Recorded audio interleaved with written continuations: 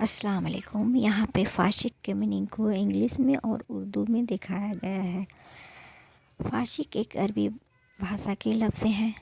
जिस तरह से कोई इंग्लिश बोलते हैं और जिन्हें इंग्लिश नहीं आता तो उन्हें समझने की ख्वाहिश होती है, इसी तरह से अरबी जिन्हें नहीं आता तो उन्हें जानना होता है। तो यहाँ पे फ़ाशिक के मीनिंग इंग्लिश में निकलते हैं करप्ट, और उर्दू में झूठा, बदकार, जिस तरह होता है उसके फ़ाशिक के मीनिंग निकलते हैं।